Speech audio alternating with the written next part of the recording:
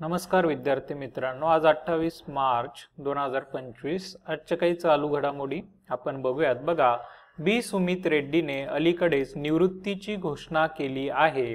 तो कोणत्या खेळाशी संबंधित आहे? त्याचं योग्य उत्तर आहे मित्रांनो बॅडमिंटन। बघा, बी सुमित रेड्डी हा बॅडमिंटन या खेळाशी संबंधित खेळाडू आहे। त्याच्यानंतर मित्रांनो पुढील प्रश्न बघूया। अलीकडेच कोणत्या राज्य सरकारने नागरिक सेवांसाठी AI चॅटबॉट सारथी लॉन्च केला आहे? बघा, which state government has launched AI chatbot Sarathi for citizen services? महत्वाचा प्रश्न आहे मित्रांनो। बघा, याचं उत्तर आहे हरियाणा। हरियाणा राज्य सरकारने नागरिक सेवांसाठी सारथी हा AI चॅटबॉट लॉन्च केला आहे। त्यानंतर पुढील प्रश्न विद्यार्थी मित्रांनो बघूया। तुम्हाला विचारलेला आहे की 1 मे 2025 पासून RBI नुसार भारतात ATM मधून रोख रकमेच्या विड्रॉवलसाठी किती शुल्क लागेल? बघा, 1 मे 2025 पासून नवीन नियम लागू होत आहे आणि RBI नुसार जर तुम्ही ATM मधून रोख रक्कम काढणार असाल, विड्रॉवल करणार असाल तर त्यासाठी तुम्हाला 19 रुपये इतकं शुल्क लागणार आहे। त्यानंतर पुढील प्रश्न बघा, सागरमाथा संवादाचे आयोजन कोणत्या देशाद्वारे केले जाणार आहे? बघा, सागरमाथा आपलं जे काही हिमालय आहे त्यालाच नेपाळमध्ये सागरमाथा असं सुद्धा म्हटलं जातं। सागरमाथा संवादाचे आयोजन हे नेपाळ देशाद्वारे केले जाणार आहे। त्यानंतर बघा विद्यार्थी मित्रांनो पुढील प्रश्न आहे, भारत सरकारच्या अनुसार गेल्या 10 वर्षात सर्वाधिक वनभूमीचा विकास आणि वनबाह्य वापरासाठी कोणत्या राज्यात वळवण्यात आला आहे? प्रश्न असा आहे की भारत सरकारच्या अनुसार मागील 10 वर्षांमध्ये सर्वाधिक वनभूमीचा विकास कोणी केलेला आहे आणि वनभूमीचा विकास वनबाह्य वापरासाठी कोणी केला आहे, कोणत्या राज्याने केलेला आहे असा तो प्रश्न आहे। त्याचं योग्य उत्तर आहे विद्यार्थी मित्रांनो मध्य प्रदेश। मध्य प्रदेश राज्याने सर्वाधिक वनभूमीचा विकास आणि वनबाह्य कामासाठी वनभूमी वापरलेली आहे। त्यानंतर पुढील प्रश्न आपण बघणार आहोत। बघा, पुढील प्रश्न तुम्हाला विचारण्यात आलेला आहे, अलीकडेच चर्चित असलेला देशातील पहिला त्रिभुवन सहकारी विद्यापीठ कोठे सुरू होईल?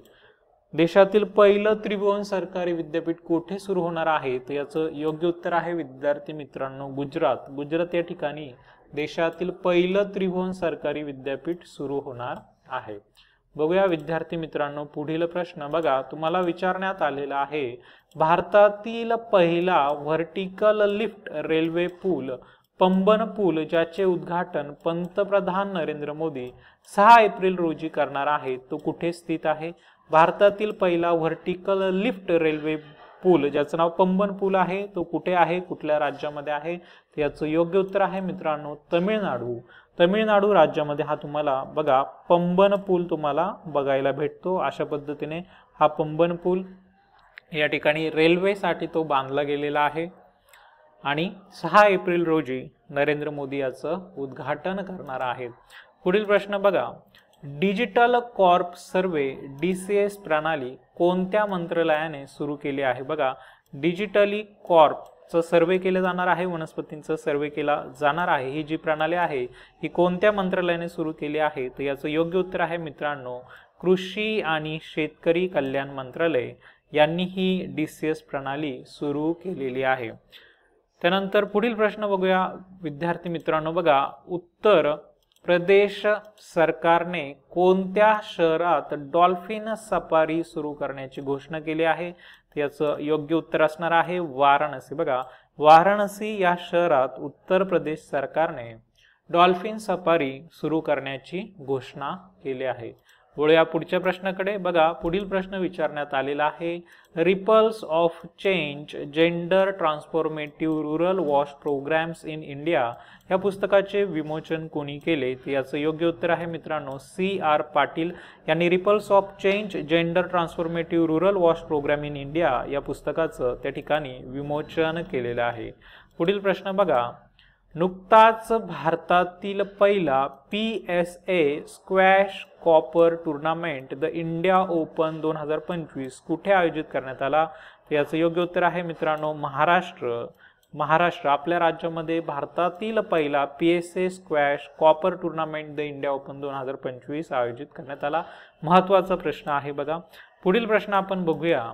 आशियाई योगासन स्पोर्ट्स चॅम्पियनशिप 2025च्या दुसऱ्या आवृत्तीचे आयोजन कोणत्या देशात होणार आहे? तर याचं योग्य उत्तर आहे मित्रांनो भारत. बघा, आपल्या भारतामध्येच आशियाई योगासन स्पोर्ट्स चॅम्पियनशिप 2025च्या दुसऱ्या आवृत्तीचं आयोजन करण्यात येणार आहे. त्यानंतर बघा, पुढील प्रश्न विचारण्यात आलेला आहे. भारतातील पहिल्या नाईट सफारीचे आयोजन कुठे केले जाईल? तर याचं योग्य उत्तर आहे मित्रांनो लखनौला बघा, त्या ठिकाणी भारतातील पहिल्या नाईट सफारीचं आयोजन करण्यात येणार आहे. नंतर पुढील प्रश्न. अशा पद्धतीने आज आपण काही प्रश्न विद्यार्थी मित्रांनो बघितले. धन्यवाद.